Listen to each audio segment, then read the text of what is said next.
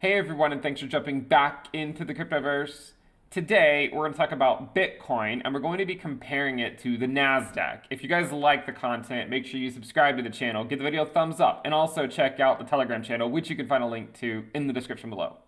Now, one of the things that we sort of speculated on back in 2019 for the five of you that were around here back then in the cryptoverse, one of the things we sort of speculated on was that as time went on, Bitcoin would look more and more like more traditional markets. Okay, but what happened in reality in 2020, it's almost like the stock market became more like crypto, right? The stock market became more like Bitcoin in terms of volatility rather than Bitcoin becoming more like the stock market. But one of the things I wanted to talk about is another gauge that you could look to try to get a general idea of whether people are feeling generally bearish or bullish in the short term about cryptocurrency. And while Bitcoin does go through various phases of being somewhat correlated to traditional markets and then at other times uncorrelated, right now it is hard to make the case that it's uncorrelated because as we've seen, when you see the NASDAQ going down, when you see the S&P going down, you also generally see Bitcoin going down. And so I just wanted to, I imagine most people already know this, but in case you don't, I just wanted to compare the two so that you have one more tool that you can use. So first of all, I mean, obviously this is the chart for Bitcoin, but you notice that the NASDAQ is actually down about 2.7% on the day. And I mean, the day's not quite over yet, but it's almost over. Probably will be over by the time I finish making this video or close to it. But the NASDAQ is down about 2.7% on the day. Bitcoin is down about 3% on the day, even though Bitcoin started off the day relatively good. So earlier today, we saw the NASDAQ start pulling down, we saw the S&P start pulling down, and Bitcoin more or less followed in kind. Now, one of the things that we can do to really overlay the effects of this is, well, first of all, look to see when the NASDAQ started pulling back. Its local high was back on November 22nd, okay? Bitcoin put in its at least local high on November 10th. So what you notice is that the NASDAQ since then, I mean, it did have a pop back up over here, but it has been relatively bearish over the last couple of months. I imagine you might be able to visualize this a little bit better with, say, the Heikin-Ashi candles, as you can see, right? There's definitely been several periods of bearish price action for the NASDAQ, which is completely different than a lot of what we saw in 2021. Okay, there certainly were bearish phases, like back over here, and then this was a little bit earlier. This was over here. Now we're getting a lot of chop here, right? It's not immediately putting in new all-time highs, though I do think it will put in new all-time highs in 2022. But one of the things we can do to try to gauge how correlated it is to go over to the Bitcoin chart, go over to compare. I don't know if you guys know about this feature, but you just go over to compare, and then you can type in, a symbol and have it overlaid on the chart. And that's what we're going to do. Now, unfortunately, when you overlay it like this, it's hard to really make out what's going on. But if you right-click it and you go to pin to scale and you can pin it to a new scale, make the Bitcoin a log chart, and it starts to tell a story. And the story is what we want to read, right? So what you'll notice is that the NASDAQ was generally moving higher starting from March of 2020. And we also can see that Bitcoin was generally moving higher during that time.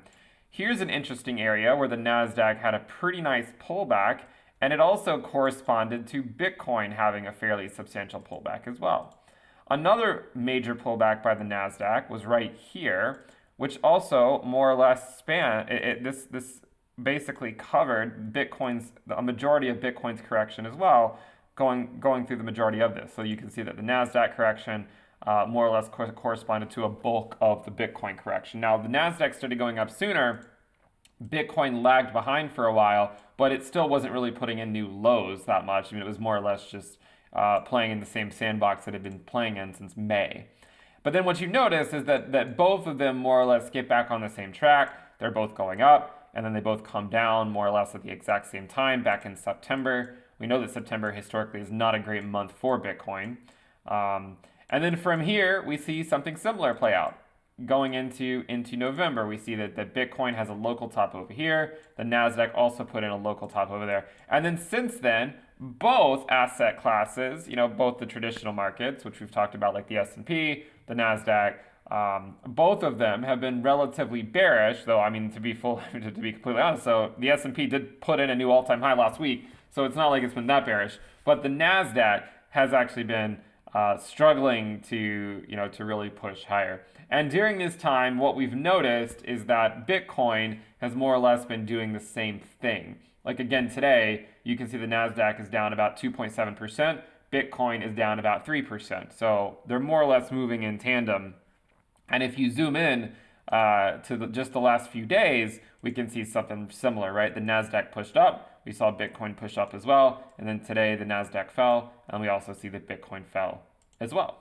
So I think one of the things to think about when navigating Bitcoin is it's probably not the best idea to think of it like a vacuum or something where it completely operates on its own accord with no care for other markets at all, because we can clearly see that other markets generally going down doesn't tend to work out that well for Bitcoin. And that actually goes more than just locally. We also know, for instance, if you were to go look at, say, like the S&P at various phases, like go look at it in September, you can see the S&P was dropping. Obviously, we know Bitcoin was dropping. You go back to March of 2020, February, March of 2020, we know that both the S&P and Bitcoin was dropping. And if you go back to, say, other key times, like the end of 2018, the S&P was dropping. Clearly, that was the bottom of Bitcoin's bear market. We also saw a fairly nice drop in early 2018, which corresponded to a massive drop by Bitcoin back then, 4 years ago. So I think one thing to keep in mind here is that while we would like to pretend that Bitcoin sort of does its own thing, it does seem to be somewhat dependent on movements in traditional markets. And so one thing that you could do to better gauge how investor sentiment in Bitcoin could be is look to add the more traditional markets to your alerts, to your watch list, and if you see them going up, it doesn't provide nearly as big of a headwind as if they're going down. All right, so I did want to just provide a brief look into a comparison here between Bitcoin and the NASDAQ. And again, you can see that if the NASDAQ is opening red, a lot of times we're seeing Bitcoin open red. If the NASDAQ is opening green, a lot of times we're seeing Bitcoin open green. Now, obviously, Bitcoin trades 24/7, but at least just based on the moves of the NASDAQ, if it's moving one way or another, Bitcoin tends to be moving more or less in kind. So I do think it's at least worth watching traditional markets. And my general thesis on traditional markets, as always, is that they generally trend up with time. Okay, I mean, that's more or less what I think. Of course, the bears will sometimes be right, but I think it actually pays a lot better to be a bull in traditional markets rather than a bear. That doesn't mean the bears won't make money, but I think for most people, including myself, it's just a lot easier just to assume that the traditional markets trend up with time, and that anytime you get a major dip, it's just time to go and DCA into the whatever funds you like the most. So hopefully this was useful. If you guys like the content, make sure you subscribe to the channel. We also do have the Telegram channel. You can find a link to that in the description below with the premium list into thecryptoverse.com. Thank you for tuning in, subscribe, and I'll see you next time. Bye.